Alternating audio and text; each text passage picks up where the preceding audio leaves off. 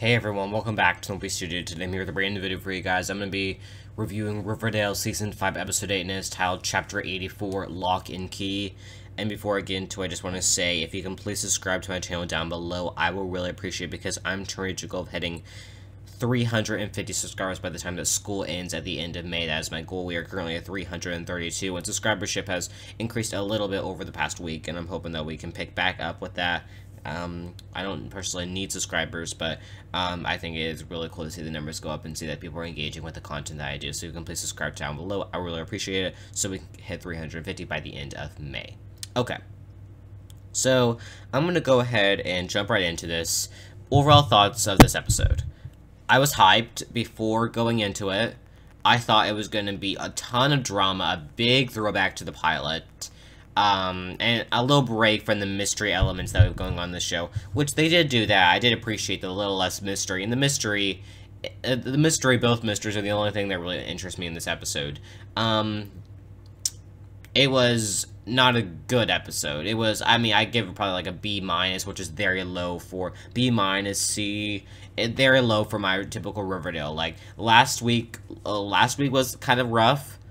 This was even more rough. And there's just a problem with it, is that they're going back to, even, like, earlier in the season, like, before the time jump, pre-time jump, 5 episodes ago, Varchi kissed. 5 episodes later, this episode, Varchi kissed. I'm over it. Okay, I'm so over this show, and I'm gonna keep watching, I know, it's just, and I don't want to have any hate to the writers, it's just, their writing, just the episode, I did not agree with it. It's nothing against the writer of this episode. I'm sure she did a fantastic job in her mind, and there was good elements of this episode that I did like. It just, the overall and how it was so overhyped, and that's not her fault. It's the writer, it's like the producer, the showrunner's fault for hyping up this episode, saying it's a beautiful storyline for Kevin Fangs, for instance. It just did not have that appeal to me whatsoever, and that really frustrated me. The whole love stuff, Barchi, I'll get to them later, but I'm really annoyed on what went down between them. So I'm just gonna go ahead and jump right in. I'm just gonna go ahead and talk about, a good place to start is just to go ahead and talk about Jughead's storyline. His is interesting. I don't know, you can comment down below your feelings on this. What is triggering from his past that is causing him to, this alien / Mothman to appear? Is this mystery really what we're thinking it is, or is it more of like a thing from Jughead's mind, or is it someone who's playing a trick on him, and they're having these alien visions appear in his head? What went down in those 7 years that is causing this kind of thing to come out? And that is what is going to be interesting to find out in future episodes. I'm really excited to hear that.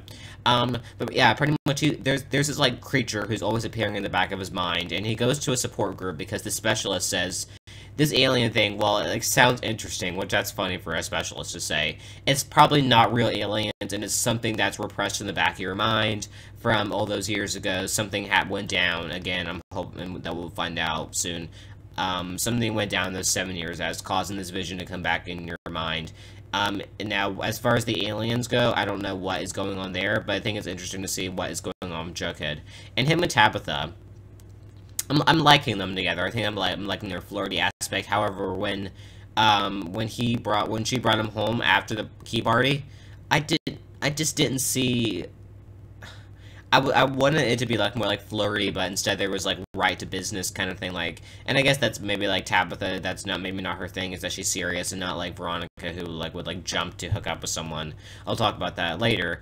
I am liking her character, but I'm hoping that she'll still have that like vibe to her, that like, you know, she is like a strong, independent woman and not just, you know, Jughead's eventually girlfriend, because I'll talk about that in a second. But actually, I'll go ahead and talk about it now. Betty and Jughead do have a little small encounter this episode that proves there's awkwardness between them. I don't see any chemistry between them right now. Obviously, next episode, if you check out my promo reaction, which is actually coming out close to after this, you can see that they're sharing scenes together, and I think that she's finally gonna open up to him.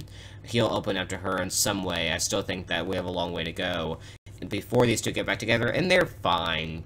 Like, they're fine. I mean, I think that I like them at some point, but at other points, they did not interest me at all. Like, when we got into Season 4 and they were separated, I just did not, the chemistry kind of went down, in my opinion. And, like, there's at certain points in the show that I think their chemistry is really good, and then it just goes downhill, and I do not appreciate it. And that's because I'm not sure if Jughead would really risk his life for Betty, because he's a little bit self-centered.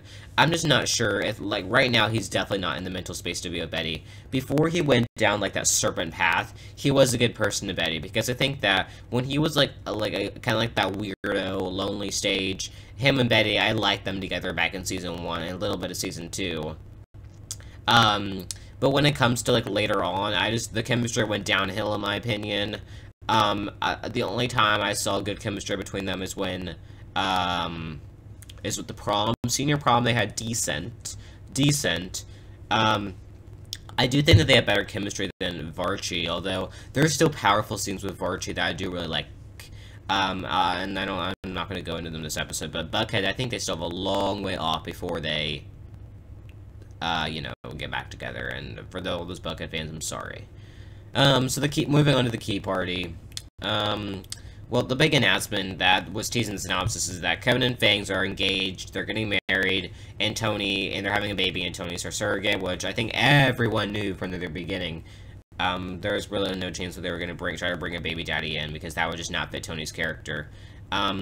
It makes sense. Am I happy with the way the Kevin and Fangs storyline went down? No. I'll talk about Kevin and Fangs first, because Kevin is hooking up with the trucker because he's making this big emphasis on having an open relationship with Fangs, with other people.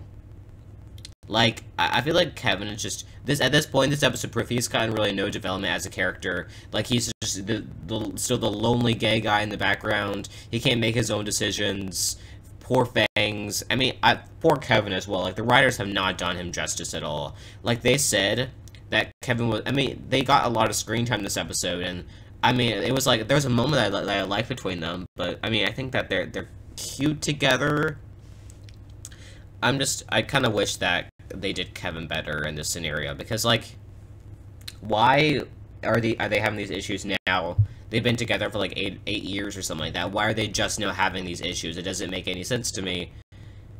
Well, we're just going to wait and see. We're gonna have to wait and see what's gonna go on between these two. Are they breaking up? What is going on? All I know is that Kevin is just confused on what he wants right now. I'm disappointed in the way that their storyline went. I'm disappointed in Kevin. I'm kind of disappointed in Fangs. And Tony, moving on to Cheryl and Tony, I feel like the thing with them is that, I mean, one they might have gotten back together, because, I mean, Cheryl was pretty harsh to her when she kicked down the door of her office, but then Cheryl built her a nursery. I'm not sure how I feel about that. Comment down below how you feel about it. Was it a kind gesture? I do not think so, because, you know, she's trying to, like, I mean, maybe it's not her intention. She has good intentions, but, like, Tony thinks that she's trying to, trap, Cheryl's trying to trap Tony into, like, back into Thornhill. So that was interesting, like, you know, like, was that Cheryl's plan all along? Tony's now gone from the show because Vanessa Morgan went on maternity leave. If this was the ending, I'm disappointed, because she should have gotten, like, a goodbye scene with Kevin and Fangs. Maybe she didn't say goodbye to Cheryl, maybe she did, you know, but she got nothing, and it's because the episode was a mess. So, comment down below your feelings on Tony's departure, but I was just, like, I feel like, I don't know, I feel like Tony deserved a better ending, because she's gotten so much screen time in the past 5 episodes. She definitely deserves a better ending. Okay, so, moving on to the actual key party. Here we go. Veronica drew Archie's key, and Chad told her to not do it with her ex. Archie says for Chad to back off, and then Veronica's like, "Oh, I'm not gonna get in between you guys," and leaves, which I don't care about that. And then Eric pulls Miss Marble's key, and then we have Reggie pulls Fangs' key, Betty pulls Archie's key. You know, everyone's like pulling each other's keys out, and Jughead pulls Tabitha's key, and they leave because Jughead's so drunk. And then Cheryl and Tony are the only ones left because Kevin gets paired with Rick, who's the person he was hooking up with, and Fang, the person that Fang's brought with him. So, and then the whole nursery thing. Now I'm going to talk about Barchi. Am I disappointed? Yes, because, I'm a Barchi shipper. Maybe I wasn't as disappointed in the direction that they went because it was still a beautiful scene. Firefighter scene, sure, it was fine. I mean, I don't know if there was their best scene yet. I mean, it's cute, it's a Barchi scene. I'm gonna love it. The whole thing with, like, I didn't necessarily like when, like, Betty, like, kind of forced, took comfort in Archie after she had that nightmare, which is interesting. I'm gonna talk about the mystery, the whole Polly mystery at the end.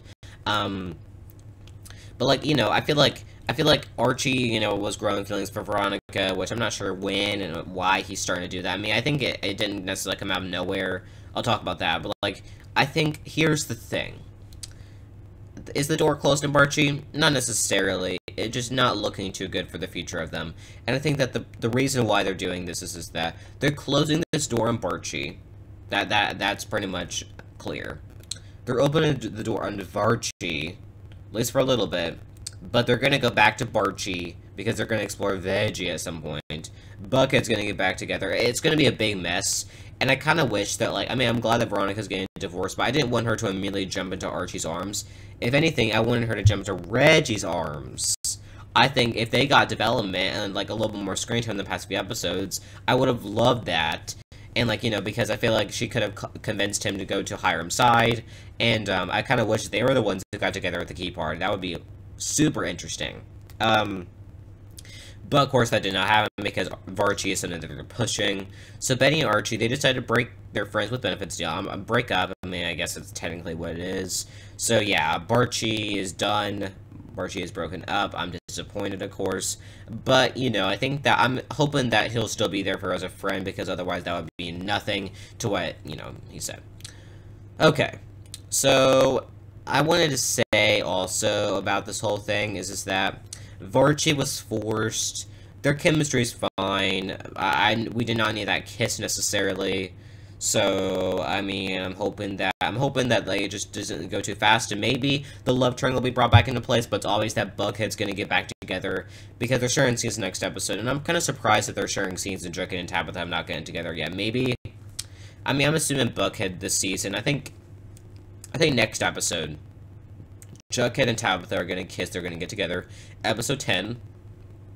They're kind of like going fine, but then Jughead's distracted based on something that Tabitha calls him Betty, and Jessica, Jughead's girlfriend from episode 4, where she broke up with him, and Jessica tells him something, and then Betty talks to Jughead, and they say comfort, and then they kiss, and then that's kind of like, and then the second half of the season is like, who will Jughead choose? Maybe it'll be more interesting to have a love triangle between Jughead, Betty, and Tabitha than Archie, Betty, and Veronica. I just don't know where it's gonna go. So am I upset that Barchi got together this quick? Yes. Do I think it's over? Not necessarily, even though the door just definitely seems more closed on them at this point. Especially because Archie immediately jumped back into Veronica's arms because they kissed. So yeah, I'm disappointed about that. Really not a good choice. Shella and Minerva Marble do kiss, which I like that. Not necessarily do I want them together, not necessarily because I want Shoni together, but, I think that the scene, their chemistry was good. What is Minerva Marble trying to prove to her? I'm not sure yet. But Kim and the lighting from, like, Thornhills, that was well done. I gotta say, if Tony saw that, that would have been a good, but of course they're not gonna do that. And, like, that was the reason why she ran away, is because she saw Cheryl and Minerva kissing. That would have been good. There's so much more drama they could have packed into that episode, but they're too scared to go with Barchi to make it a real thing. They're too scared to go with the drama. They always take the easy way out. They do the cheapest writing, and it comes out, and no one's happy. Like, the cheating drama came out in the wrong way. They didn't stick with Barchi because they were too scared. They haven't even really tried Barchi yet, unfortunately. We got sex, but that's just not... There's so much potential for an emotional connection between them, and now we're just stuck at this. It's disappointing. Kevin and Fangs, are they broken up? I'm not sure yet. I don't know. The whole mystery, like, so there's more dead bodies being found, and Polly's not one of them, and apparently Polly called Alice, and she was talking frantically, Alice, I'm not sure how her character is, what it's added to the story. I really don't care at this point. When it comes to the cliffhanger, did Polly get kidnapped? Again, I don't know who took her, because she called from a payphone, and when they went there, it was broken, and there was blood everywhere. Was she taken? What happened? Comment down below your feelings. What is going on with Polly? Is she really dead, or is something else going on? So, that is kind of what I have to say about this. Disappointing episode, I gotta say. I give it like a C or a C plus or B minus around there. I just kind of wanted something more to the story. I wanted more drama. Good specific moments I liked. It's just, I'm just disappointed with the outcome and like how I wanted there to be more drama, and how the writing is just not the best in my opinion. So anyways, I'm gonna thank you for watching this video. Like, comment, subscribe, turn on post notifications so you never miss a video. Thanks for watching, and bye.